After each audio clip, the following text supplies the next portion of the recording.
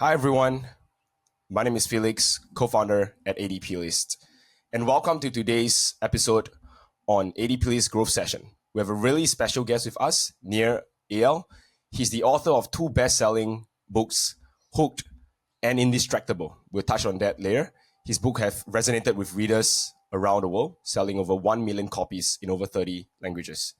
Previously, Nir co-founded and sold two tech companies since 2023 and was dubbed the MIT Technology Review as the prophet of habit-forming technology. Today, Nir writes, consults, and teaches about the intersection of psychology, technology, and business. He previously taught as a lecturer in marketing in Stanford Graduate School of Business, and as well as the design school at Stanford. So Nir, we're super excited to have you this morning and this evening with us. Thank you for joining. Thanks so much, Felix. Great to be here. All right, Nir, I want to start off with a big question coming into today's interview, which is, what is distraction and what is the meaning of being indistractable? And why do you think it's important for everyone here to listen to this topic? Sure. Yeah. So I think that distraction is the leading cause of death. And why do I say that? If you look at what kills the most people today, it's these diseases of excess, these behaviors that in the short term we do, and yet in the long term we regret. What am I talking about? I'm talking about obesity. I'm talking about diabetes. I'm talking about smoking related illnesses, cancers. We live in a time of abundance, but that abundance has a price, right? This is the first time in human history, in 200,000 years of human history, that more people die of diseases of excess, like the overconsumption of food and alcohol and tobacco. The overconsumption of things is killing more people than starvation. Now, that's never happened before. This is literally the first generation that's experienced that. And thank God we have this problem in a way, right? I would much rather have people struggling with diseases of abundance than of not having enough, right? So the price of all that progress, the price of living in an age with so many calories accessible, so much entertainment available, so much information at our fingertips, is that we need to learn a new skill set. Our lives depend on it. And even if, okay, you say, well, that's being a bit dramatic. Maybe you don't smoke. Maybe you don't drink too much. Maybe you don't eat too much. I still think that if you have goals in your life, no matter who you are, that you're, for whatever reason, not accomplishing, you're not being the kind of person you know you're capable of being. Maybe it's with your family. You don't have the kind of relationship with the people you love. Maybe in your business, you find that you're oftentimes distracted from different goals that, despite knowing what to do, you're not doing it. Maybe it's with your physical health that you say you're going to exercise, but you didn't. So this was a very personal struggle for me. I needed to become indistractable because I found I was falling into these problems, right? I would spend time with my daughter, and yet while I was spending time with her, I'd be checking my phone. I would say I was going to exercise, but I didn't. And I say I was going to eat healthfully, but I wouldn't. And when I would get to work, I would do everything but the most important task. And so the book was really a fundamentally selfish venture. I needed to become indistractable myself. And so that's why I wrote the book. So let me answer your question. What is distraction? I think it's a really important question. I think we kind of glance over because people think I know what distraction is, right? I've seen that before. But if you really want to test yourself to see if you know what distraction is, ask yourself, what is the opposite? What's the antonym of distraction? Most people will tell you the opposite of distraction is focus. But that's not right. That's not the case. If you look at the etymology of the word, the opposite of distraction is not focus. The opposite of distraction is traction. Of course it is. I didn't realize it until I saw both words next to each other. You have traction and distraction. They're opposites. Both words come from the same Latin root, trahare, which means to pull, and they both end in the same 6 letters, A-C-T-I-O-N, that spells action, reminding us that distraction is not something that happens to us. We like to think that, oh, my phone distracted me, or my kids distracted me, or whatever, all these things outside of me distracted me. But that's not exactly right. Distractions are actions that you take. It's in the word, distraction. It's in the word. So traction, by very definition, is any action that pulls you towards what you said you were going to do, things that move you closer to your values and help you become the kind of person you want to become. Those are acts of traction. Distraction is any action that is not that, anything that pulls you away from what you said you were going to do, away from your values, away from becoming the kind of person you want to become. So this is really important. I think it's the most fundamental question, because what people don't understand is you can't call something a distraction unless you know what it distracted you from. I'll say it again. You can't call something a distraction unless you know what it distracted you from. So this is critically important, because for most people, we just go throughout our lives and then we wake up one day and we say, wait a minute, what have I been doing? Right? Why did I spend so much time on email when I had that big project to work on? Why did I spend so much time scrolling on TikTok as opposed to writing that book I said I was going to write? Or why did I, do whatever as opposed to doing the thing I said I was going to do? So if you haven't defined traction, you have no right to say you got distracted, because you can't get distracted from something you didn't when you don't have traction, right? You can't complain about it unless you know what you got distracted from. So now that we know that, anything that is what we plan to do, okay, doesn't matter what it is. You want to play video games all day? I don't care. You want to scroll through TikTok? Fine. Why is somehow, going on social media or playing video games morally inferior to watching golf on TV every day? There's no difference at all. If that's what you want to do with your time and attention, do it. It's traction. Now, if that's what you plan to do, fine. But anything that takes you away from what you plan to do is a distraction. So the most common form of distraction, it's not playing video games, it's not scrolling social media. Let me see if this resonates with anybody.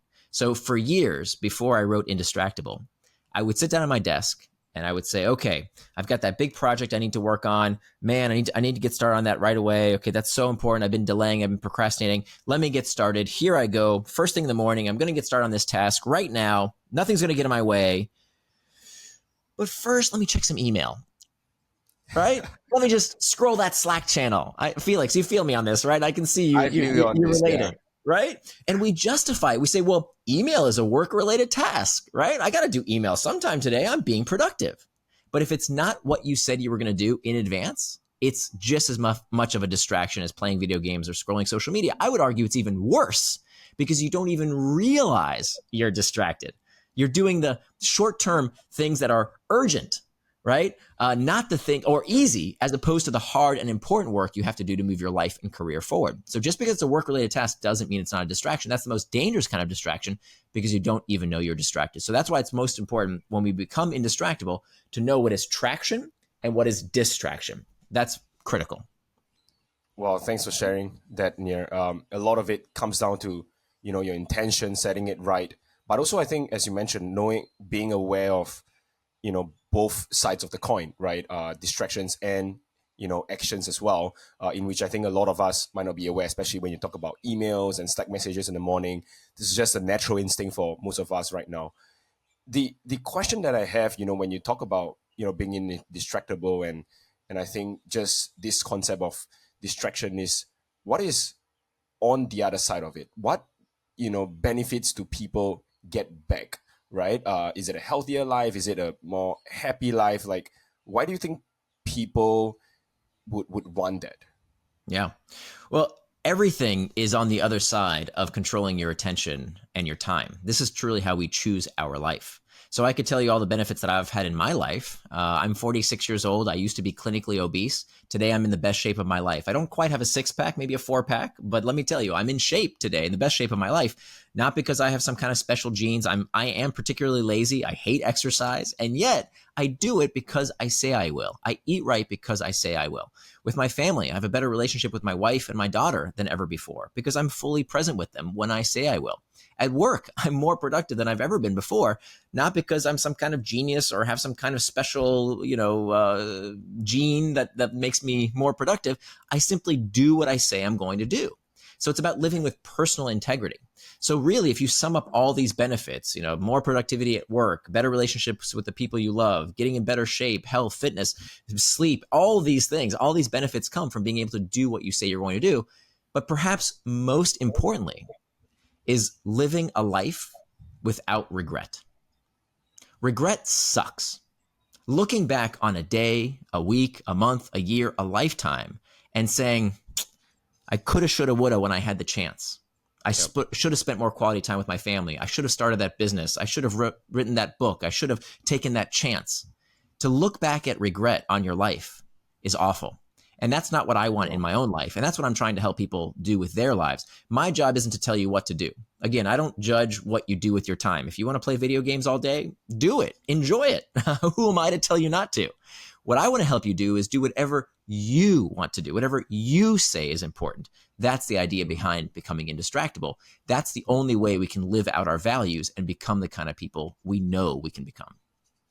Thank you for that, Nir. It sounds like a lot of, on the other side is, hey, giving you more of the time and the space that you need to live out your own values, which is interesting. I know you've done a lot of podcasts, talking about strategies and techniques, in which, we will touch a little bit of high level just on this question, and then we'll move on to other questions, which is to be indistractable, to be truly focused. What are some of the most powerful methods that you personally have adopted that you find so magical that you would want to share with everyone today? That, hey, there are certain methods that works, but also certain misconceptions that don't work. If you could share some on a high level. Yeah. There's so many. So when as I mentioned, I wrote this book for me. I was struggling with distraction. And it took me 5 years to write Indistractable because I kept getting distracted. That's why it took me so damn long. I didn't write this book because of what I know. I wrote this book because of what I wanted to know. And the first step was doing a bunch of research, right? I read everybody else's book on the topics. There's a lot of books written about distraction. And they all basically said the same thing, right? Stop checking email so much. Get off of social media. Well, thanks, stupid. That's not helpful, right? Like, these university professors who have tenure telling people stop using email, that works for you because you can't get fired. But if you stop checking email, normal people will get fired. You can't stop checking email. Yeah. You can't stop, using social media or Slack or these tools. We need them in order to survive in our jobs today. And why would we want to stop? They're wonderful tools. We just need to figure out how to use them properly so that we get the best of them as opposed to them getting the best of us. So in terms of okay, what do we do here? Let's get down to brass tacks. Now, tactics are cheap. Okay, there's a million tactics out there of, BS that doesn't really work. Grayscale your phone and put your apps away and stop doing that. A lot of it is just silly, reactionary, dumb stuff that people try for a week. Like, have you ever tried to grayscale your phone? It's so dumb. It doesn't work. Right? There's all these really stupid techniques out there. One of the worst, I'll tell you one of the things, because you first asked me, or no, the second question was what type of stuff doesn't work. One of the worst things people do that I used to be guilty of was using a to-do list. Wow. And I know I'm ruffling a lot of feathers right now because people adhere to to-do lists like a religion. I used to adhere to a to-do list like a religion. And to be clear, it's not that using a to-do list in itself is wrong, right? If you have something in your brain that you need to get done, putting it on a piece of paper or in an app, that's a great idea. But if you wake up in the morning and you look at your to-do list and you're expecting your to-do list to tell you what to do, how to spend your time, you've already lost. You've made a huge, huge mistake. Okay. And this is backed up in the scientific literature. My book contains 30 pages of citations to peer-reviewed studies. And it turns out that to-do lists are one of the worst things you can do for your personal productivity because the vast majority of people use them wrong, right? They use them incorrectly. They wake up, they say, what am I supposed to do today? Let me look at my to-do list. And what do? Do you do the most important stuff? No, you do the easy stuff. You do the urgent stuff. You don't do the most important stuff. Let me tell you how silly this is, Felix. Okay, I'll give you a personal confession here. I used to do a task and then go back to my to-do list and write down the task just for the joy of checking it off. Do you ever do that? It's so stupid. I do that all the time. I tell you that. I do that all the time. Okay. So you're in the same boat of what I used to do. You're not alone. Yeah, I'm not alone. Certainly. I've met a lot of people who do this too. And we live under this tyranny of the to-do list. Now, why are to-do lists so terrible? Why do I hate to-do lists? Again, I'm not talking about this practice of getting stuff out of your brain and putting it on a piece of paper. That's very good. But people forget the second step. The second step is to make time for traction. You have to put that stuff in your calendar, right? Because that is the only way you can properly prioritize. A to-do list has no constraints. You can always add more to a to-do list. So a to-do list becomes this register, not of things I will do, but of things I wish I had already done, right? Be a good parent, exercise today, write that novel, finish that business, right? Like, it never gets done because it's an endless list. It's like a wish you give to Santa Claus for Christmas, right? It's just this endless list.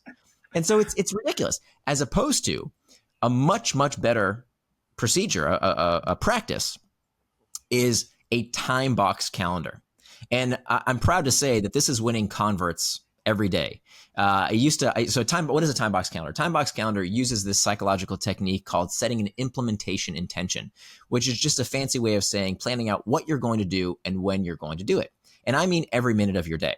And this is something that a lot of people bristle at because it looks like it's a lot of work. But let me tell you, high performers across the board in every conceivable industry, the arts, athletics, business, across the board, you will find that their secret is that they keep a time box calendar. People used to tell me, well, look at Mark Andreessen, Mark Andreessen, the venture capitalist. He used to say, I don't keep a schedule, right? If you need me, you just come into my office, and if I can see you, I'll see you. If I can't, I can't. And people used to use that as like a retort to this methodology that I propose. And then I was so happy to see that Mark Andreessen said, okay, I admit defeat. That doesn't work. And now he keeps a time box calendar. Elon Musk keeps a time box calendar. Bill Gates keeps a time box calendar. You have to keep a time box calendar because, again, you can't call something a distraction unless you know what it distracted you from. So to-do lists, because they have no constraints, are the antithesis of a time box calendar because a time box calendar forces you to make trade-offs. It forces you to look at your calendar and say, okay, I can't do everything. What am I going to get done today? What do I want to work on? And here's the big mind shift. Okay, this is super, super important. When we use to-do lists, when we use the traditional methodology that you hear in productivity books of to-do lists, or maybe you've heard the 2-minute rule, right? This is so outdated, right? The 2-minute rule says that if something takes less than 2 minutes, we'll just do it. That does not work anymore. Why? Every email takes less than 2 minutes. But if you check another email that takes 2 minutes, and another email that takes 2 minutes, and another email that takes 2 minutes, you spent hours of your day not in the way you want, but in the way your email inbox wants, right? So terrible technique. As opposed to when you have a time box calendar, it forces you to make those trade-offs based on what's truly important to you, based on your values. And now the most important thing that a time box calendar gives you is that you have a feedback loop. You see, the problem with to-do lists is this, and this is what I used to do. I would sit down with a task and I'd say, okay, here's that thing on the to-do list I need to get started. Okay, here I go. I'm going to get started on this. And I start working on it for 5 minutes. And then, oh, you know what? I should really check email real quick. Let me just check that. Oh, there's this thing going on. Oh, you know what? I could use a cup of coffee. Let me just go get a cup of coffee real quick. And then I come back to my desk and, oh, Janet's there. And she's got that funny story to tell me about that thing that happened. And wait a minute, what was I working on again? Totally forgot. Okay. So the problem with to-do lists is that we measure ourselves with these cute little boxes that we check off. Okay. That's how we measure our self-worth, our productivity. How many cute boxes did you check off? That is no longer the way to do it. Okay. The right way to do it is to not measure yourself by what you get done. People are going to think I lost my mind here. What do you mean? How am I going to get things done? Don't I have to measure how much I get done? That's not the goal. The goal is to not finish anything. Did you hear me? I said the goal is not to finish anything. The goal is to work on whatever you want to work on or whatever you want to do for as long as you said you would without distraction. Okay, that's the only goal. It's not about finishing. It's working on whatever you said you were going to do for as long as you said you would without distraction, so that now I have a feedback loop, right? The problem with to-do lists, the way most people use them, is that you have no idea how long things take, right? Because you spent 5 minutes on it here, 5 minutes on it there, and you have no clue. And this is why when we do surveys, on average, as you know, that it takes people 3 times longer to finish a task than they expect. 3 times longer. We are so bad at predicting how long things take us to finish. As opposed to when you become indistractable, when you use this methodology I describe in the book, now you have a feedback loop. Because you say to yourself, hey, I'm going to work on this task. Let's say I'm going to make a slide presentation. I'm going to work on this slide presentation for 30 minutes. No more, no less. I don't care if I finish. That's not the goal. I'm going to work on that task for 30 minutes. And then at the end of those 30 minutes, I say to myself, okay, I worked on it for 30 minutes, and I know that the slide presentation needs to be 30 slides long. And look, I finished 3 slides. Well, that means I need 9 more of these time boxes to finish the entire task. Now I have a feedback loop. That's something a to-do list never, ever gives you. So that's, I think, one of the worst pieces of productivity advice is keeping running your life on a to-do list. That's very bad. There's other reasons why it's bad as well we can discuss. Yeah. A time box calendar is much, much better. But I have to actually tell you something that's even more effective than keeping a time box calendar. And there's dozens and dozens of different techniques in the book, but the tactics are less important than the strategy. Okay, tactics are what you do. Strategy is why you do it. So if there's one thing I want people to take away from this conversation, it's not, oh, let me time box this, or let me change my phone that, or this hack, or this. No, those are tactics. Tactics are cheap. The strategy is what's important. Okay, that's what took me 5 years to figure out. So this is the strategy. The strategy is, remember, we have traction, we have distraction. All right, think of those as two opposing arrows. Traction, actions that move you towards your goals and your values. Distraction is anything else. Now, what prompts us to take these actions? We have what we call triggers. Now, there are two kinds of triggers. Think of them as two arrows pointing to the center of traction and distraction. Those two arrows represent external triggers and internal triggers. External triggers are things in our outside environment. The pings, the dings, the rings, anything in our outside environment that can lead us towards traction or distraction. Now, that's what people tend to blame, right? We blame our phones, we blame our boss, we blame all the pings, dings, and rings in our environment. We blame these external triggers. But studies find that those external triggers only account for 10% of our distractions. 10% of the time that you get distracted is it because of an external trigger. So what's the other 90%? Obviously, we should start with the 90%, right? What are those 90%? The 90% of the time that you check your phone or you get distracted, it's not because of an external trigger. It's not about what's happening outside of you. It's about what's happening inside your own head. These are called internal triggers. What are internal triggers? Internal triggers are uncomfortable emotions that we seek to escape from. And this is, if you want probably the most important piece of advice, more than any tip, trick, life hack, whatever, the most important thing I can tell you is that distraction is not a moral failing. There's nothing wrong with you. You probably don't have ADHD. People love to think they have some kind of undiagnosed problem. It's way overdiagnosed. Let me tell you, the vast majority of people, you simply have not learned the skill of dealing with discomfort. That's it. Distraction is simply a desire to escape discomfort. Boredom, loneliness, fatigue, uncertainty, anxiety. If we don't understand the root cause of the problem, we will always get distracted by one thing or another, whether it's too much news, too much booze, too much football, too much Facebook. We are always going to get distracted unless we know what we are looking to escape. What is that uncomfortable sensation that we want to get out of? So the first step to becoming indistractable, the most important step, is to master internal triggers, or they will become your master. So that's strategy number one. Okay, we talked about strategy is more important than tactics. Tactics are what you do, strategy is why you do it. So step number one, master internal triggers. Step number two, make time for traction. That's what we talked about a little bit earlier around time boxing, et cetera. Lots of different strategies you can use there. Step number three is hacking back those external triggers. And we talked about how they're only 10% of our distractions, but still a lot of very easy, low-hanging fruit that we can do. Making your phone indistractable. It's only one page of my book, but anybody can do it. So that's what people tend to focus on. Oh, I need to figure out the best apps or the best whatever. Turns out it's very, very easy to do. Okay. Not only our phones, our computers, that's kindergarten stuff. What about the meetings that didn't need to be called that are a huge distraction? What about the emails that are nothing more than a distraction, right? All of those are external triggers that we can hack back. Finally, the fourth step is to prevent distraction with pacts. A pact is a commitment device. It's a firewall against distraction. It's the last line of defense. And when you use these four strategies in concert, again, it's not the tactics that matter as much as understanding traction, distraction, internal trigger, external trigger. Step number one, master the internal triggers. Step number two, make time for traction. Step number three, hack back external triggers. And step number four, prevent distraction with pacts. When you use these four strategies in concert, anyone can become indistractable. Wow. Nir, thank you so much for that four strategy. I feel like a lot of what you say resonates with me, and I believe the thousands of audience, we have 1,500 audience watching right now, and I believe it resonates with a lot of people. And what I think stood out to me is the fact that a lot of what we believe to work isn't actually something that is helping us, but instead could take us a step back, like to-do list, and the calendar block. I've recently started using that as well because I've been reading your book as well. So I thought that was really, really effective, and a lot of podcasts you have done.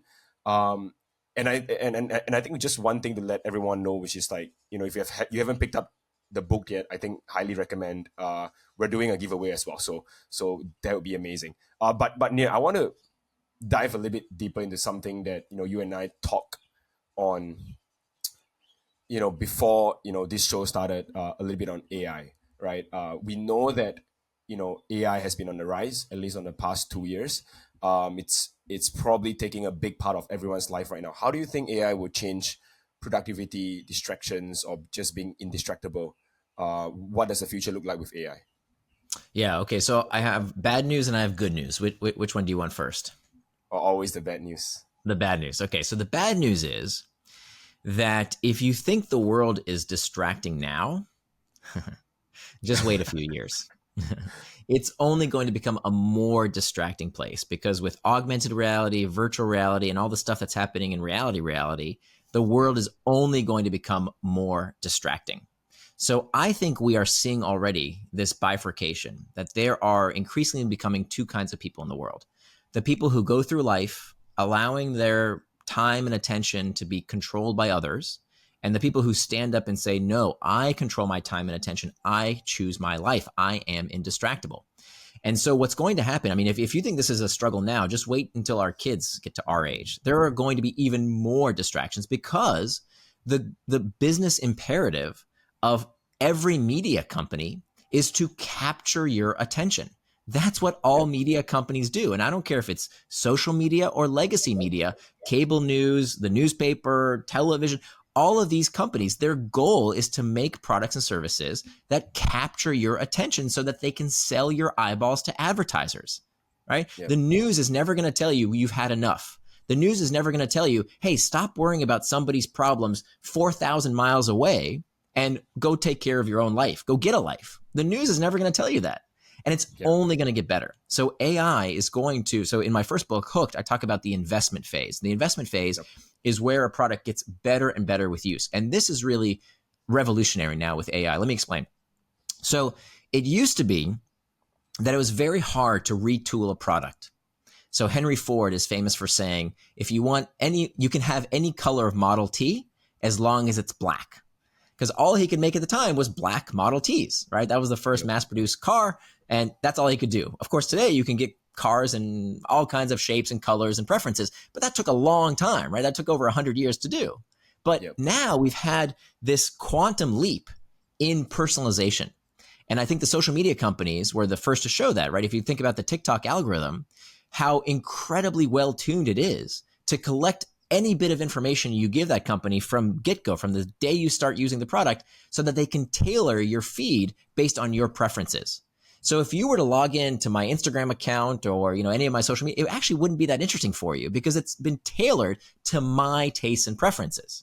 So they are mass producing products for markets of one, for each and every consumer.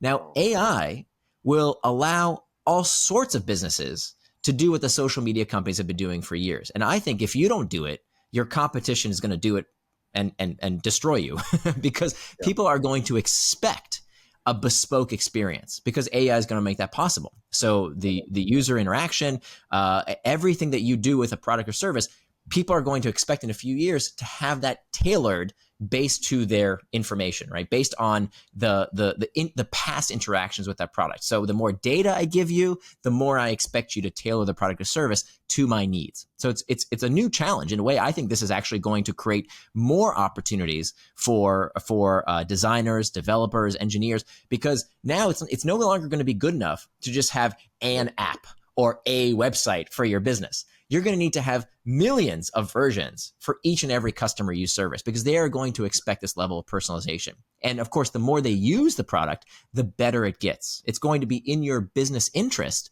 to do this because the more the user interacts with the product, the better and better it gets. And this is called stored value. So if you think about it, most products that are made out of bits, your clothing, your car, your couch, they depreciate. They lose value with wear and tear. But a hallmark of a habit-forming product is that it doesn't depreciate, it appreciates, right? And businesses want to get a piece of that, right? Every business wants to make the kind of product that the more you use it, the more valuable it becomes. Well, now with AI, all kinds of products that couldn't accrue value, that couldn't store value, are now able to do that. So that's a big, big revolution. So that's bad news, but not exactly bad news, because on one hand, it's bad news in that things are going to become more engaging, potentially more distracting, especially on the media company side. It's also good news because that means everything's going to get better. right? It's going to get better at servicing our needs based on our tastes and preferences.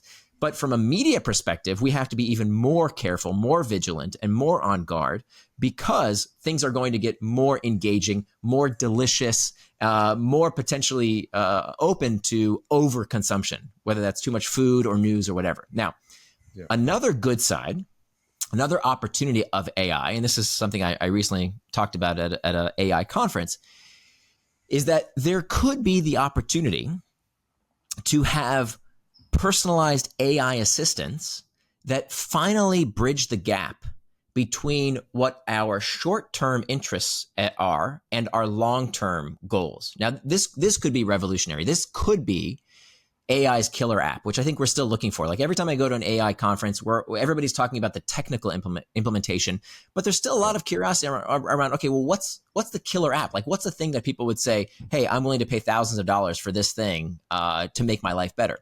Exactly. And I think it could be, I don't know, right? There are a lot of things could happen. There's a lot of problems with the scenario I'm about to lay out. I will admit that. But I could see a future where you have some kind of visual interface, like maybe it's some kind of glasses or maybe it's a button on your shirt. I'm not really sure, which will be able to see everything you see and hear everything you hear fast enough to respond in real time as fast as that voice in your head, right? We all have that voice in our head. And this is something that we think only humans can do. When it comes to this decision making of asking this question of what do I do? Right? Animals don't ask themselves that question, right? Fish don't learn how to swim. It's in their DNA. Birds learn to fly as soon as they can fall out of the nest. They already know it. But humans are the only animal that have this conscious voice in our heads that tells us what to do. And that comes from our prefrontal cortex, this executive function in our brain. Now, the problem is that our executive function is pretty crappy. That we have long-term interests, right? We know we want to be in good shape. We don't want to smoke. We want to exercise and eat right. We want to work on that business. But when the going gets tough, we just want to go home and watch Netflix and eat that pint of ice cream. That happens. Right? Yeah. It happens all the time. And so why does that happen? I mean, and by the way, this is an ancient question. In fact, Plato, the Greek philosopher, talked about this question 2,500 years ago. He called it akrasia. And it's still not something that we've solved. For 2,500 years, people have struggled with knowing what to do and not doing it, right? And that's because of what we call hyperbolic discounting, that the reward today feels much better than that long-term gratification that I have to wait for, right? And this is why it's so hard to get people to change their behavior, even when they know what to do. And so the optimistic scenario could be that we have that devil already there.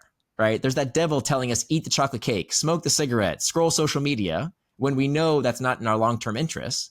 But where's that other voice, right? Where's that other voice that says, hey, just so you know, here's what's going to happen if you eat that plate of truffle fries, right? Or even better, hey, would you like a strategy to cope with those late night snacking urges so that you don't give in to that temptation right now? And if you say no, you say no, right? Fine. But what if there was like an AI that I think this AI companion thing is really going to be for the fringes, but I could see, what if it would be actually your voice in real time giving you strategies to align your current self with your future self? So who knows? There's lots of problems there, right? Like, of course, data privacy is a huge one, right? It has to be proprietary. It has to be something that only you use and have access to, because we don't want outside interests being inside our consciousness. We want that program based on our long-term interests, not some corporations. How would that work when we're in a conversation with other people if we have an AI buzzing in our ear, right? Lots of problems to figure out.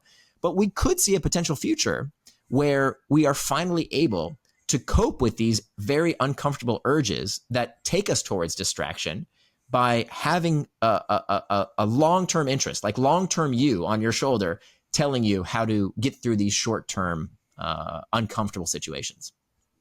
Wow, this is such a powerful concept, because it reminds me of, I wasn't sure if it's the other Stoic philosopher, which is Marcus Aurelius, where when he was king and he hired someone that walks with him to remind him that, he's only human, because everyone is saying that, you're a god, you're a king, and then it says, you're only human, right? You're going to die someday. And I think that goes by something like memento mori or something like that. And he hired someone to do that. It almost sounds like this AI opportunity is that someone in your mind that reminds you of what your values are, where you're headed, and almost helps to, I think, optimize, your life to what you say you're going to do, and your values. I think that is definitely something that I'll pay $1,000 for. I'll tell you that. Right? Because if you Yeah, think about it, it would affect every area of your life, right? yeah, Maybe you don't know how to best deal with your kids. You scream at your kids too much. Maybe you smoke too much. Maybe you drink too much. You yeah, eat too much. Who knows, right? And of course, all of these commercial interests, they want you to consume as much as yeah. possible, right? Like I said earlier, the news is not going to tell you you've had It enough. is. The restaurant's not going to tell you you've had enough. The junk food companies are not going to tell you enough when you've had enough. The social media companies are not going to tell you when you have enough. We need an intelligence on our side that tells us how to cope with those desires. And I think you're absolutely right. I would pay thousands of dollars for that because I know it would make me better. Like imagine if you had the world leading experts helping you cope with a problem in the moment. Yeah, That's exactly right. Like remember you are mortal so that you don't act like a jerk. So you don't do something yeah. stupid. Wow, this is so powerful. I want to go a little bit into, science, right? Which is, um, it's a topic that I think a lot of people pick up today, especially the people in tech and people in the Bay Area. I would like to think so, which is this concept of longevity, right? And also a lot of biohacking and optimization. You have like Andrew Huberman and Brian Johnson and all these names. You know, at some point, do you think there is some level of over optimization for human beings, or do you think everything is okay, everything is done in moderation, or do you think some people are overdoing Yeah. optimization? Yeah, you're asking all the hot button controversial questions. All right, I'm going to ruffle some more feathers as if I Go haven't for been it. controversial enough. So recently, one of these gurus visited Singapore, where I live. Right. And I'm not going to say who, but it's someone that many of you know. And I was kind of excited to meet this person and hear what they have to say. And I've heard his stuff before, but kind of excited to see what he's all about. Right, kind of be next to somebody who has these big ideas. And so we met at the Tonjong Beach Club. It's basically a public beach area, and we were scheduled. I was told that we were going to do a workout together to work out with this guy. Right. And I got there and I was ready to work out. Right, I was all set, and we start exercising. And this fitness guru, very quickly, he does like 3 push-ups or something, and then very quickly he goes off to the side and he drinks some water. And then like people start asking him questions. What do you think about this supplement? And should I do this matcha enema? And what about this electrolysis thing? And what all these crazy health ideas and questions. And he starts answering these questions. And so 10, 15 minutes go by in the workout. I'm sweating it through it. I'm having a tough time, and I want him to join. So I go over and I said, hey, let's talk afterwards. We'll have some time to discuss all that later. Come exercise, right? Show us your Yeah. routine. And he says, and he stays there. And he just keeps talking about his silly matcha enemas and whatever other hocus pocus, frankly, snake oil stuff he sells. And that's where I realized that, to your question, which is a very good question, when do we over optimize? Yeah. We over optimize when we haven't done the basics. What people don't want to realize, what they don't want to hear, is that the athletic greens and the supplements and the nootropics and the whatever, the special hocus pocus, all that stuff, does it help? Maybe. I don't know. The studies don't look very promising. And even if they do help, when you look at the difference, people don't realize the difference between what is effect and effect size. So I read a lot of academic studies, and you can look at a study and say, wow, this has an effect. Olive oil is good for your health. True. Fact. It has an effect in these studies. Now, when you look at effect size, meaning how much of an impact did this study show it actually made, let alone in the real world how much of an impact it made, it's puny, itsy bitsy. It doesn't even show up on giving you an extra day of life. It would be minuscule. And yet we love to focus on that. Give me the supplement. Give me the special olive oil. Give me the special treatment. Give me the stuff I can buy rather than the stuff I need to do. Because fundamentally, it's about eating right. It's about getting enough sleep.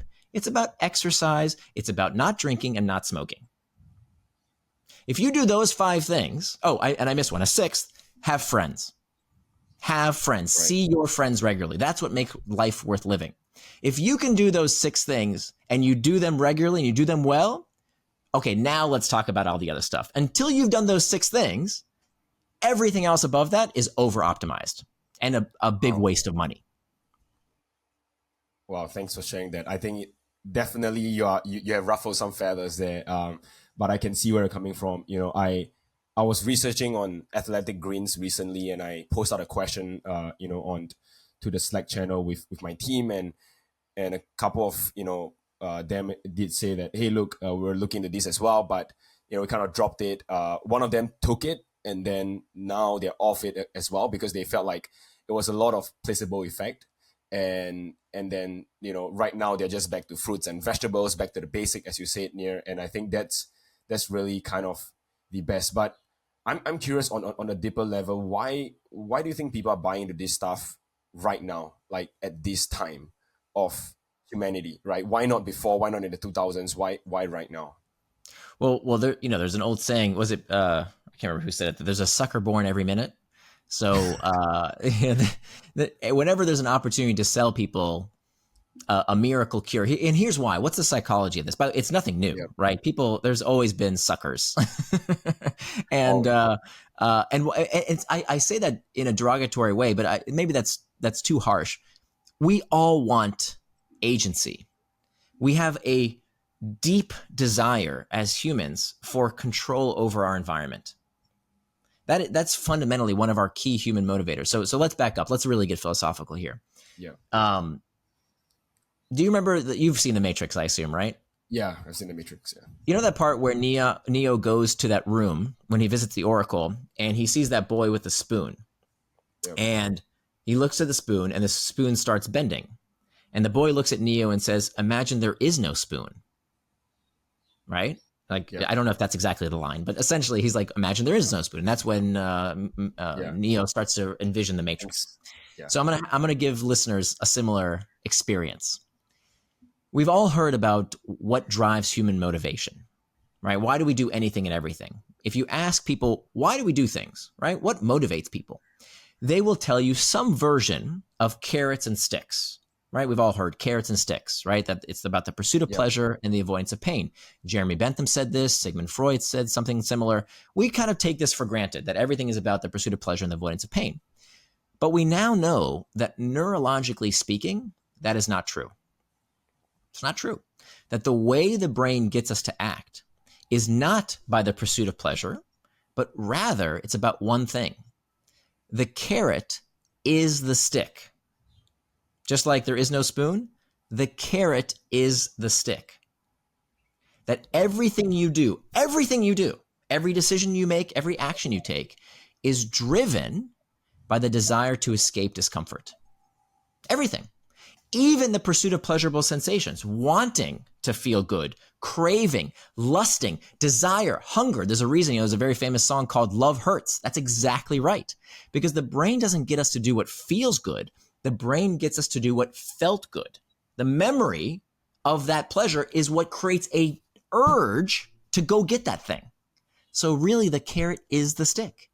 So that means if all human behavior is driven by a desire to escape discomfort, that means that time management is pain management. Weight management is pain management. Money management is pain management. It's all pain management.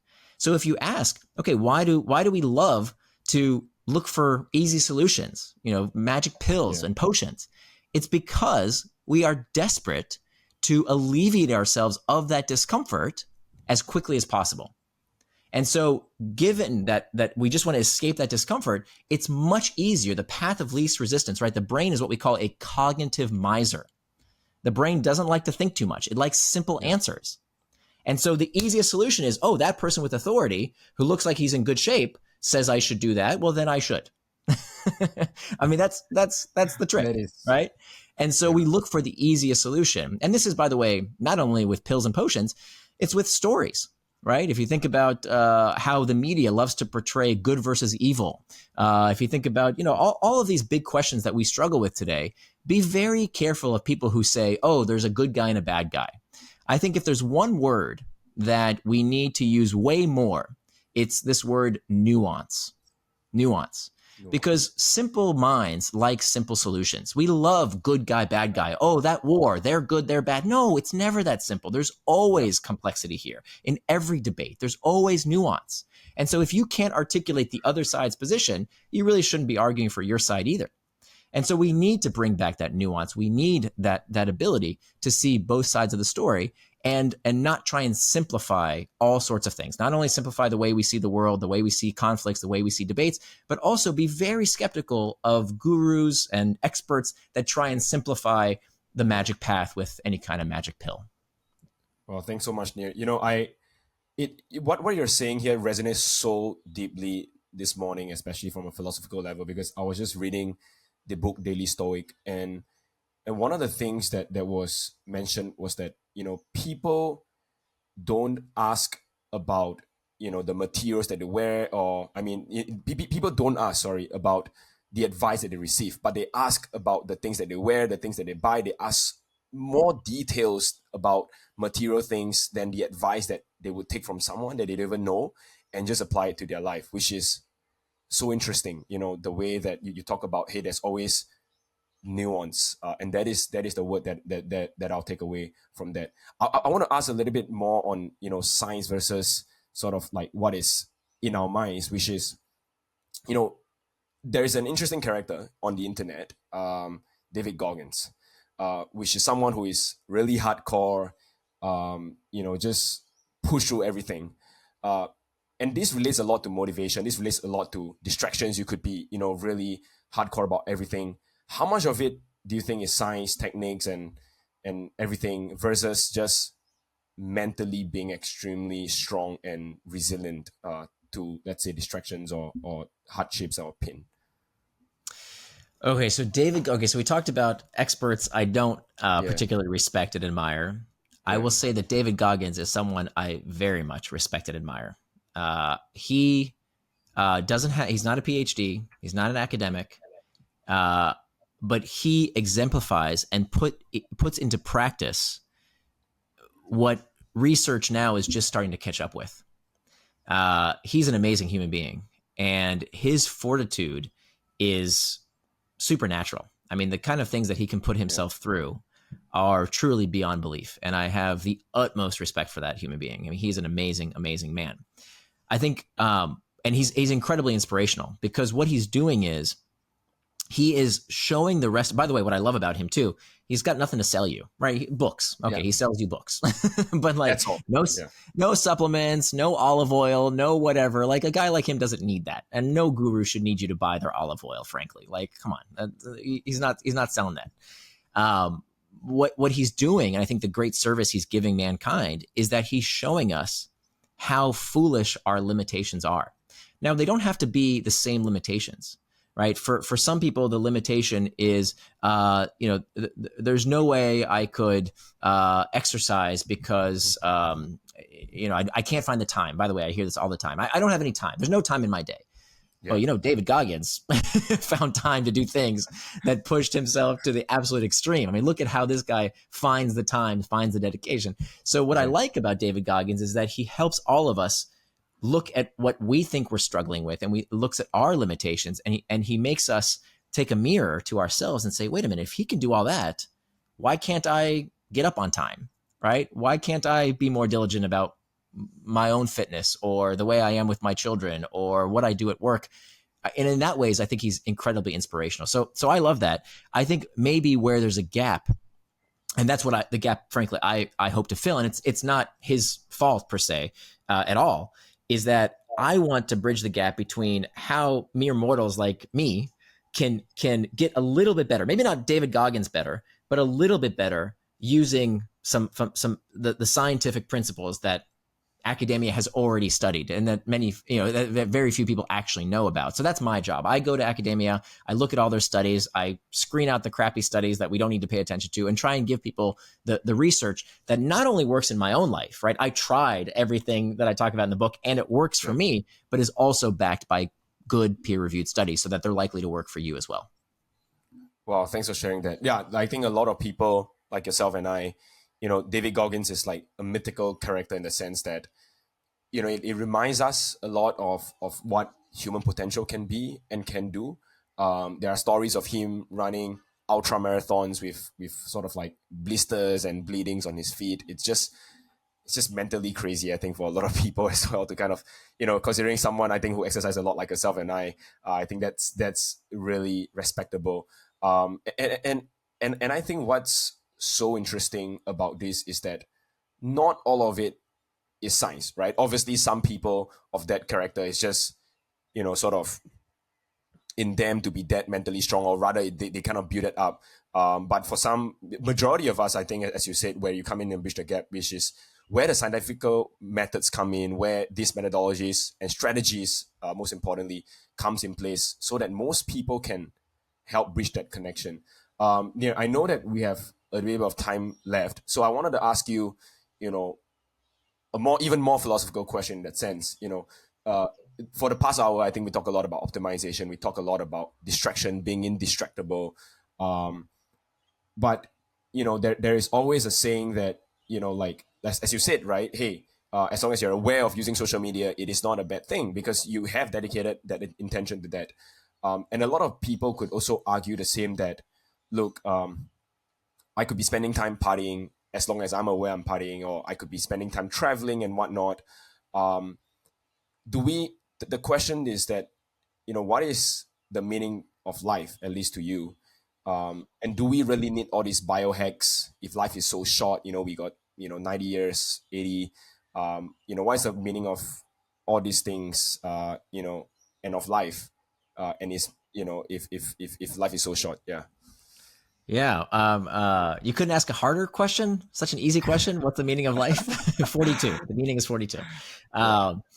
You know, I think what you're asking in a different way, and tell me if this hits the mark, is there an upside to distraction?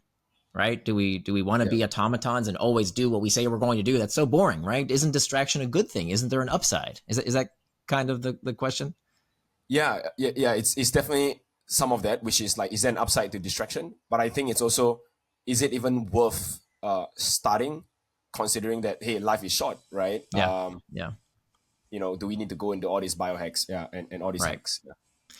So I think because life is short, and it is, right? Even if you live a long life of 80, 90, 100 years, it's a blip, right? When you Yeah. compare it to 200,000 years of human history, 2 million years of human evolution, right? Like it's a blip. Your life is just nothing. And so absolutely, because life is so short, spend it the way you want to spend it. So let me answer this question of, well, what isn't there an upside then? Don't I need to make the most of life? YOLO, right? You only live once. I think it's because life is so short that we have to be very careful about how we spend it. And so, is there an upside to distraction? No. There's no such thing as a good distraction. Now, let me clarify why I say that. There's no such thing as a good distraction. Because let's look at the definition of what distraction is. Distraction is something that takes you away from what you wanted to do with your time and attention. And again, I'm not judging how you want to spend your time and attention. If you want to spend your entire day partying or playing video games or watching Netflix, fine, do it. But be intentional about it so that you minimize regret. So you don't look back later and say, oh, I should have done something else. That's what I'm trying to minimize because life is so short. Now, while distraction is always bad, there's no such thing as a good distraction, diversion can be a very good thing, right? We pay for the privilege of having our attention diverted. There's nothing wrong with that, right? When you go to a movie theater, that's not reality, right? You're looking at flickering lights on a screen that's creating this illusion to divert your attention into a story played by actors who are lying to you, playing people that they are not. And that's totally fine. We completely suspend disbelief because we like the pleasure, we enjoy this diversion of attention of getting into someone else's head. So there's nothing wrong with watching a movie or reading a book or diverting your attention any number of ways, right? That's a beautiful thing. It's part of what makes life worth living. So diversion is fine. Diversion is great, but diversion can be planned for. We can say to ourselves, okay, now's my time on my calendar to watch YouTube videos or read a book or go see a movie or do whatever you like. That's great. But distraction is a different story. Distraction is when I said I was going to do those things and now I'm doing something else. And that's a formula. That's a recipe for looking back with regret. Well, thanks for that. It sounds like, just because life is short, that's why we have to be so careful with what we do, the decisions that we make, so that we get to live a life that we want. And this leads me to my final question, which is, you have written two incredibly powerful books. Millions of people have read it. We'll continue helping to spread this amazing work of yours to our networks. Um, you know, kind of looking back at your career and your life, and sort of putting on your wise sage hat as you have done over the past 60 minutes, what advice would you give to young people or people watching this, to help them build a life that they want, a family, or professionally or personally, and a career that they can be proud of? Yeah, I think if you summarize my work over the past 15 years now, I think it would be this. It would be, I could put it all into one sentence, and that sentence is that the antidote to impulsiveness is forethought. The antidote to impulsiveness is forethought. What does that mean? So when we look at distraction, when we look at procrastination, when we look at any time that we said we were going to do one thing and now we're doing something else, it's fundamentally an impulse control problem. It's that in the moment, our better angels abandon us, right? We know what we want to do. We know the right thing. And yet in the moment, we have this impulsivity problem. We don't do the right thing that we know we should. So it's not a moral failing. There's nothing wrong with you. Your brain isn't broken. You're not a bad person. It's simply an impulse control issue, which we can learn. And so the way we learn is that we use forethought. The antidote to impulsiveness is forethought. Paulo Coelho, he said, he had a wonderful quote. He said, "A mistake repeated more than once is a decision." That's so good. I'm going to say it again. A mistake repeated more than once is a decision. So distractible people keep making the same mistake. Okay, I get it. Instagram and TikTok, they're very distracting. What's happening in the news, very distracting. Got it. Okay, they distracted me. Okay, got it. Once. All right? It happens once. And then it's up to me. If I keep getting distracted by the same things again and again and again, now I'm choosing to be distractible. So the difference between a distractible person and an indistractable person is that an indistractable person says, I see what you did there, distraction. Okay, you got me once, but I'm not going to let it happen again. I'm going to take steps today to prevent getting distracted tomorrow. Because if you leave it up to the last minute, right? If the cigarette's in your hand, you're going to smoke it. If the chocolate cake is on the fork, you're going to eat it. If you sleep next to your cell phone every night, it's going to be the first thing you reach for in the morning before you even say hello to your loved one. So if you leave it to the last minute, you will lose. They will get you. But if you plan ahead, if you take steps today to prevent getting distracted tomorrow, there is no distraction you can't overcome. The antidote to impulsiveness is forethought. Wow, Nir, thank you so much for that. I thank you so much for sharing this wisdom. And before we end off, I'm curious if you're writing any next books, first of all, and where can people find you, continue to learn about your work, follow your journey? Thanks. Yeah. So I'm working on my next book, and my process is I tend to blog my book. That's how I did my first two books. So right now I'm working on the third book. It's about the power of beliefs and how we can use beliefs to shape our behaviors, our reality, society. And so if you want to follow along with my writing journey, you can subscribe at nirandfar.com. Nir is spelled like my first name. So that's Nir and Far, nirandfar.com. And my two books, the first one is called Hooked, How to Build Habit Forming Products. And the second one is Indistractable, How to Control Your Attention and Choose Your Life. All right. Thanks so much, Nir. We'll be helping you spread your blog and the books as well, to our community. So Nir, thank you so much for your time this morning and evening, for everyone joining as well. Nir, I really appreciate that. And I hope to see you around in Singapore as well, now that I'm back here, more time. So thank you so much for joining us this morning. I really appreciate it. My pleasure, Felix. Great to see you. And let's go get some durian soon, eh? Yeah, let's go get that. Okay. Thanks, man. again. Have a good one. Bye. You too.